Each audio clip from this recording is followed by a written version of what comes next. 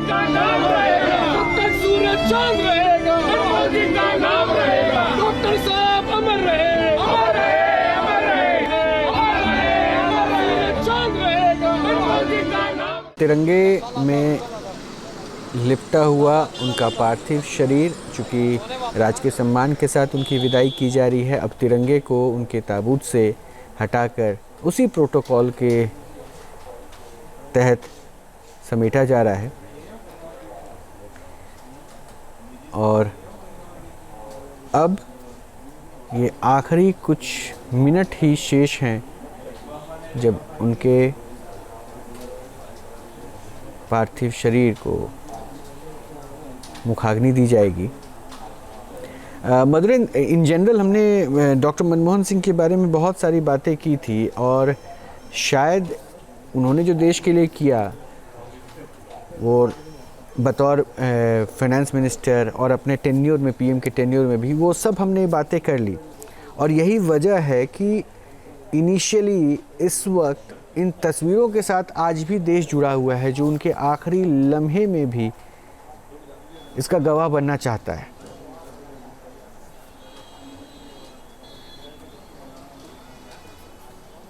जी हाँ, बिल्कुल। जिस तरह से हमने देखा कि क्रॉस पार्टी लाइन को क्रॉस करते हुए यहाँ पर हर दल के नेता निकलकर सामने आए और हर क्षेत्र के नेता निकलकर सामने आए। यूपीए में उनके कार्यकाल के दौरान जो यूपीए के सहयोगी दल थे उसके नेता भी, और यहाँ तक कि विपक्ष में बैठे हुए बीजेपी के नेता भी। इस वक्त भी आप देखिए तो मौजूदा सरकार भले ही भारतीय जनता पार्टी की हो, एनडीए की हो, लेकिन डॉक्टर मनमोहन सिंह ऐसा नहीं लगता कि वो किसी दूसरे दल के नेता हों। जिस तरह से उनके प्रति सम्मान, जिस तरह से उनके प्रति समर्पण, जिस तरह से उनके प्रति सेरेमनी को लेकर तमाम इंतज़ाम है उसको किया गया है।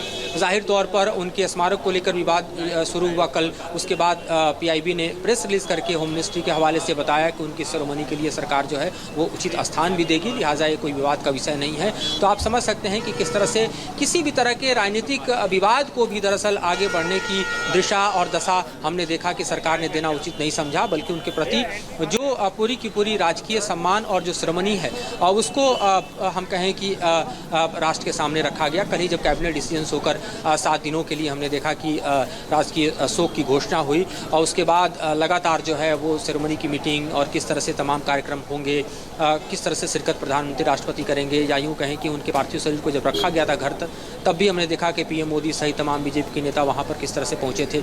तो ये एक ऐसा अवसर है जब संपूर्ण राष्ट्र हम देखें कि अपने एक दिवंगत नेता को याद करते हुए उनकी विदाई के क्षणों में एक साथ खड़े होकर उनकी कृतियों को, उनकी उपलब्धियों को, राष्ट्र के प्रति उनके समर्पण को याद कर रहा है।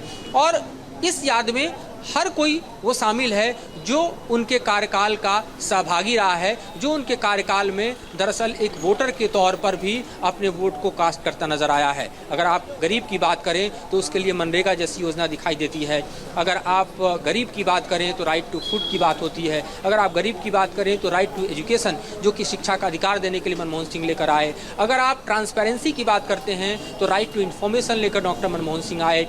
जब भारत के सामने ऊर्जा का संकट विकराल था और तब जबकि अमेरिकी पॉलिसीज भारत के खिलाफ थी, तब हमने देखा कि लगभग 3 साल तक निगोशिएशंस के साथ अमेरिका को भारत के साथ टेबल पर लाकर और सीटीबीटी, और उसके बाद हमने देखा कि परमाणु प्रसार संधि के को एक तरह से फाइनलाइज करते हुए डॉक्टर मनमोहन सिंह ने परमाणु डील को अंजाम दिया, जो अपने आप में भारत की ऊर्जा को संरक्षित करने, सुरक्षित करने और भविष्य में एक तरह से कहें कि भारत को ऊर्जा शक्ति के रूप में स्थापित करने में एक बड़ा कदम था। तब जबकि हमने देखा था कि किस तरह से लेफ्ट पार्टी उसका विरोध कर रही थी और सरकार से अलग भी हुई, और उस वक्त जो है समाजवादी पार्टी के सहयोग से पार्लियामेंट में एक तरह से मैंडेट लेने में कांग्रेस कामयाब रही। तो तब उन्होंने सरकार को भी दरअसल दांव पर लगाने में कोई कसर नहीं छोड़ा।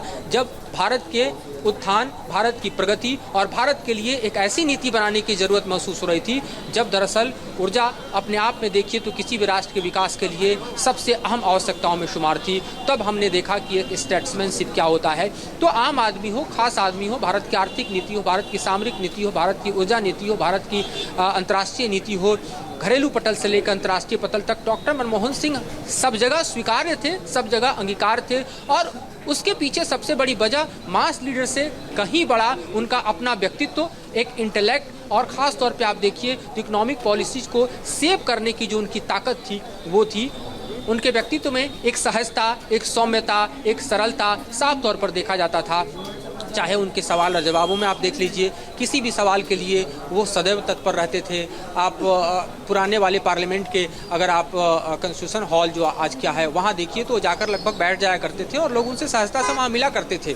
यहाँ तक कि बुधवार का दिन जो कि क्वेश्चन आंसर का होता था पार्लियामेंट का, उस दिन वो खुद अपने चेयर पर ऑल टाइम अवेलेबल दिखाई देते थे। तो ये भी दरअसल पार्लियामेंट्री डेमोक्रेसी में एक अहम भूमिका निभाकर एक प्रधानमंत्री का किस तरह से राष्ट्र के निर्माण में भूमिका है वो देखा जा सकता है। तो उनकी नीतियां हो, उनका व्यक्तित्व हो, उनका कृतित्व हो, उनका सहभागिता हो, उनका योगदान हो, वो अपने आप में कहिए तो भारत के इतिहास में निश्चित तौर पे स्वर्णिम अक्षर पर लिखा जाएगा और इतिहास उनके साथ वही जस्टिस करेगा जिसके वो लायक रहे, जिसके लिए वो समर्पित रहे, जिसके लिए उन्होंने कुशल नेतृत्व और कुशल निर्णय लेकर देश को एक दशा और दिशा दी।